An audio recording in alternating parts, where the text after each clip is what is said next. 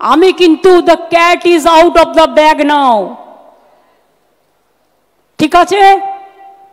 How BJP is manipulating the voter list with the blessings of election commission, that is clear. এই রে, আবার কোন বিড়াল কার bag থেকে বেরিয়ে এলো? আমাদের রাজ্যের মুখ্যমন্ত্রী রেগে গেলে আবার ইংরেজিতে কথা বলেন। এমন ইংরেজি তা বোঝে কার সাধ্যে, কিন্তু কার বেড়াল কোন ব্যাগ থেকে বের হলো এটা নিশ্চিত গুরুত্বপূর্ণ একটা তথ্য। রাজ্যের মুখ্যমন্ত্রী মমতা বন্দ্যোপাধ্যায়ের অভিযোগ, কিভাবে বিজেপি নির্বাচন কমিশনের সাহায্যে রাজ্যের ভোটার লিস্টে ভুয়ো ভোটার ঢোকাচ্ছে তা নাকি পরিষ্কার। এর আগে অবশ্য কোন রাজ্য থেকে ঢোকাচ্ছে তাও জানিয়েছেন তিনি। গুজরাট আর হরিয়ানা আর পাঞ্জাব, গুজরাট হরিয়ানা পাঞ্জাব, আর পাঞ্জাবেও তো ভোট আছে না। গুজরাট হরিয়ানা, লিস্টের পর লিস্ট, গুজরাট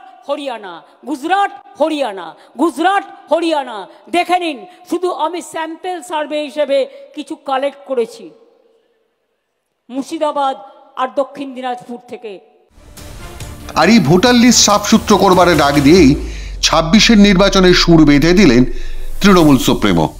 নেতাজি ইন্ডোর স্টেডিয়ামের সর্বস্তরের কর্মী সভায় দলনেত্রী মমতা বন্দ্যোপাধ্যায়ের ঘোষণা, 2026 সালে আবার খেলা হবে। আর সেই খেলাটা শুরু হবে ভোটার তালিকা পরিষ্কার করবার মধ্য দিয়ে। তিনি জেলা সভাপতিদের নির্দেশ দেন বুথ কর্মীদের মাঠে নামাতে। খেলা আবার হবে, 2026-এর খেলাটা আর একটু জোরে মারতে হবে। কর্মীদের রাস্তায় নামানোর পাশাপাশি তৈরি করে দিয়েছেন 10 দিনের সময়সীমা। ভোটার তালিকা থেকেই নতুন করে যুক্ত হওয়া নাম বাতিলের।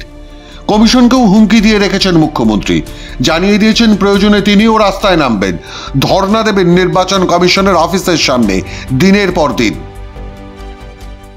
দিল্লির ভোটার এসে বাংলায় ঢুকবে, হরিয়ানার ভোটার ঢুকবে, রাজস্থানের ভোটার ঢুকবে, আর ইলেকশন কমিশন ঘাড়ের ওপর অফিসার চাপিয়ে দেবে, নিজের ইচ্ছে মতো যা ইচ্ছে তাই করবে। মনে রাখবেন, আমরা 26 দিন অনশন করতে পারলে ইলেকশন কমিশনকেও গণতন্ত্র ফিরিয়ে দেওয়ার দাবিতে আমরা কিন্তু ওখানে ধর্ণা দিনের পর দিন দিতে পারি।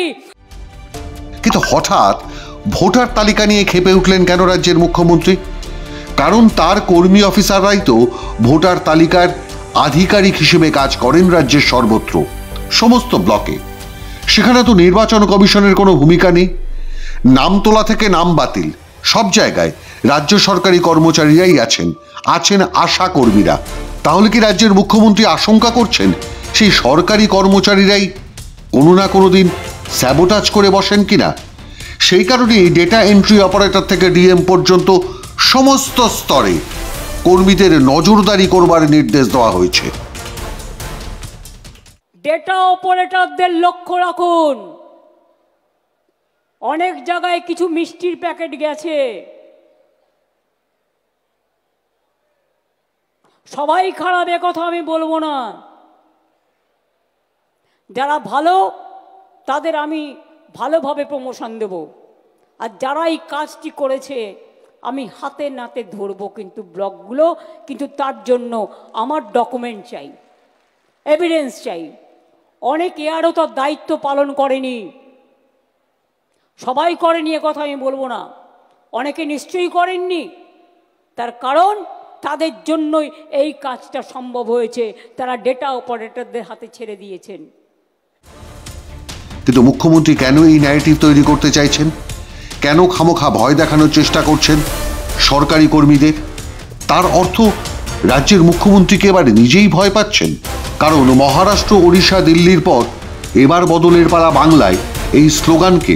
সে কারণেই কি সিএর ভয় দেখানো মুসলিম জনগোষ্ঠীকে, যাতে রাজ্যের সংখ্যালঘুরা তৃণমূলের আঁচল ছেড়ে না যায়, যাদের কার্যত তিনি ভোট ব্যাংক ছাড়া আর কিচ্ছু মনে করেন না, এবং সঙ্গে সঙ্গে হিন্দু ভোটের বাটোয়ারাও করতে চাইছেন মতুয়া আদিবাসীদের নামে।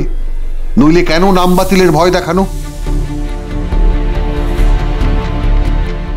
আর বাংলার মানুষকেও আবেদন করব, আপনারা আপনাদের ভোটার লিস্টটা দেখে নিন প্লিজ, দয়া করে। তা নাহলে যে কোনো দিন এনআরসির নাম করে এবং ক্যান নাম করে আপনাদের কিন্তু নামটা ছল চাতুরি করে কেটে দেবে। এর দুটো দিক আছে, একটা তৃণমূলকে হারানো, বাংলাকে দখল করা, আর 2 নম্বর দিক হচ্ছে কি বলুন তো, 2 নম্বর দিক হচ্ছে আপনার বাংলার ভোটার কার্ড কেটে নেবে, আইডিটা কেটে নেবে, নিয়ে হরিয়ানা একজনের নামে যদি দুটো এপিক কার্ড থাকে, দুজনের নামে একটা কার্ডে, তাহলে কি হবে?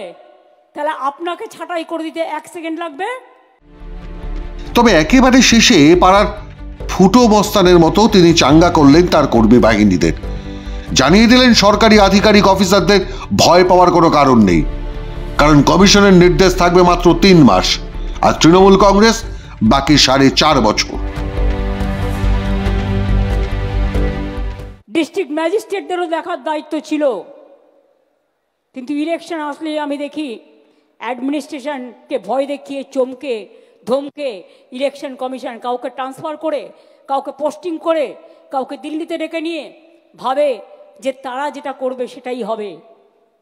ওদের তো আয়ু 2 মাস না 3 মাস, তারপরে তো 5 বছর আমাদের হাতে থাকবে। এত ভয় পাওয়ার কি আছে? এত চিন্তা করার কি আছে? আর এত দুর্যোগ আশঙ্কা করারও কোনো কারণ নেই। তবে তৃণমূলের কর্মীরা কি বুঝলেন তাঁরাই জানেন। সাধারণ মানুষের বক্তব্য, আগামী নির্বাচনে হারের আশঙ্কায় ভোটার তালিকাকেই টার্গেট করে নতুন ভাষ্য সামনে তুলে আনতে চাইছে তৃণমূল কংগ্রেস। আবারও এক মিথ্যা ভাষণ ও ধারণা তৈরি করে নিজেদের ষড়যন্ত্রের শিকার বলে প্রমাণ করতে চাইছে তৃণমূল। ধারণা বানাতে চাইছেন জনমানসে, যত দিন যাবে ততই এই বয়ান এবং ধারণা বাড়বে ফুলে ফলে। সে কারণেই ধমকে চমকে মিথ্যা বয়ান রচনায় ফের বাংলার মানুষের আবেগকেই মূলধন করতে চাইছে তৃণমূল কংগ্রেস। কিন্তু এটা স্পষ্ট, 26-এর আশঙ্কায় নির্বাচনের বছরখানেক আগে থেকেই নিজের ভাবমূর্তি মেরামত করতে এখনো ব্যস্ত তৃণমূল কংগ্রেস এবং তার সুপ্রিমো মমতা বন্দ্যোপাধ্যায়। মাধ্যম ব্যুরো রিপোর্ট।